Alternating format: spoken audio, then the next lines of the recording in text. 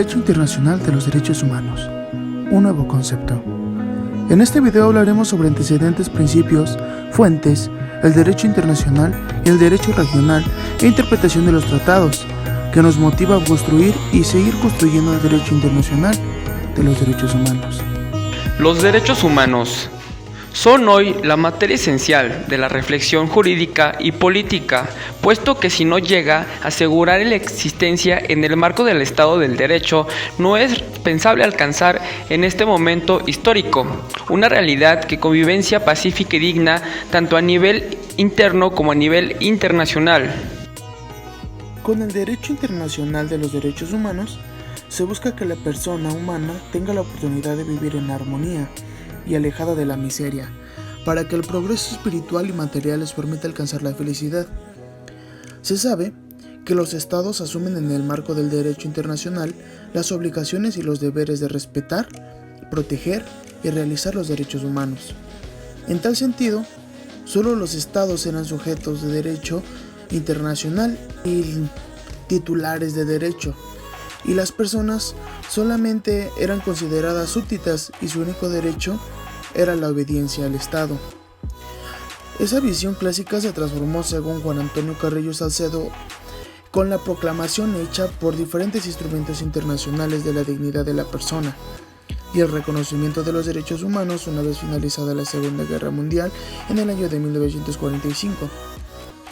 Con los horrores de la guerra, hizo que naciera la Carta de las Naciones Unidas y con ella la Declaración Universal de los Derechos Humanos en 1948, documento que reconoce a la persona como sujeto de derecho y merecedora de garantías y protección. Principios del Derecho Internacional de los Derechos Humanos. Entre los principios del Derecho Internacional de los Derechos Humanos sigue siendo la categorización hecha por Guillardín. Tenemos de dignidad humana y el principio de igualdad y de prohibición de toda discriminación. La dignidad humana es principio máximo, es un principio arraigado en el ser, valor inherente, intrínseca, una actitud hacia uno mismo, tal como lo reconocen con claridad los preámbulos de la Declaración Universal de los Derechos Humanos.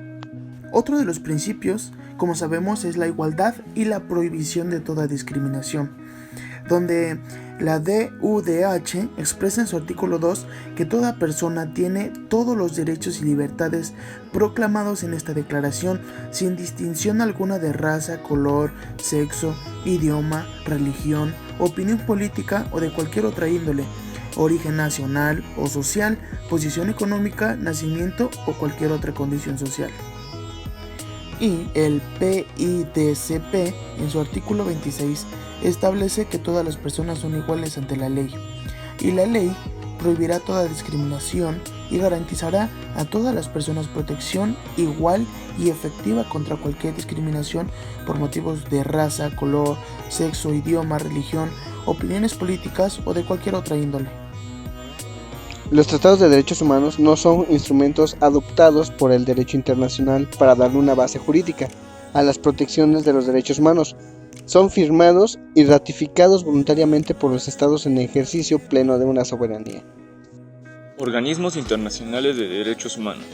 Oficina del Alto Comisionado de Naciones Unidas para los Derechos Humanos, creada en 1993 como la entidad internacional encargada de promover y proteger los derechos fundamentales.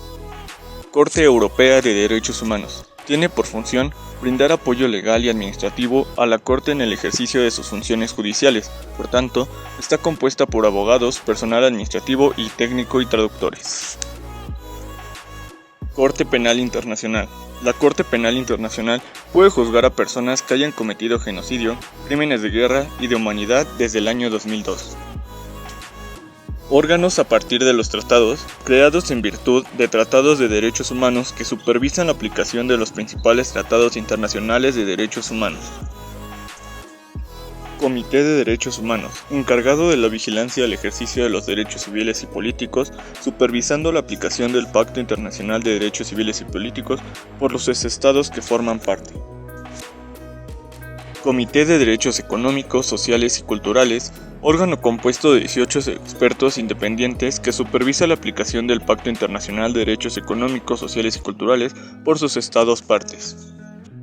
A través de ellos, los estados adquieren las obligaciones internacionales de respetar o no interferir o limitar el disfrute de los derechos humanos, proteger o impedir que se lesionen los derechos humanos de las personas, realizar o adoptar medidas y leyes positivas para asegurar su disfrute. Derecho internacional y derecho regional.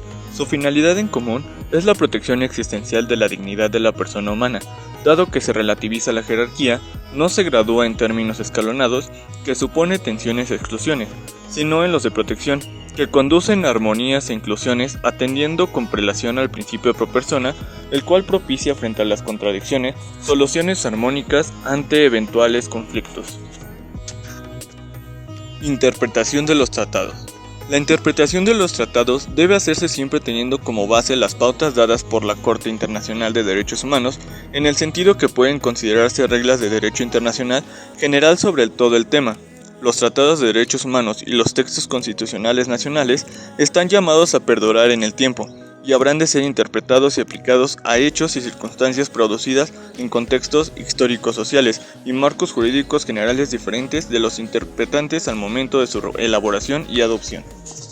De esta manera podemos concluir que estamos ante un nuevo derecho, el derecho internacional de los derechos humanos, donde los derechos humanos son el eje central de protección de los estados y de la comunidad internacional, fundado en los derechos de cada persona como sujeto con garantías y deberes, y con ello el fundamento principal de la existencia de los estados.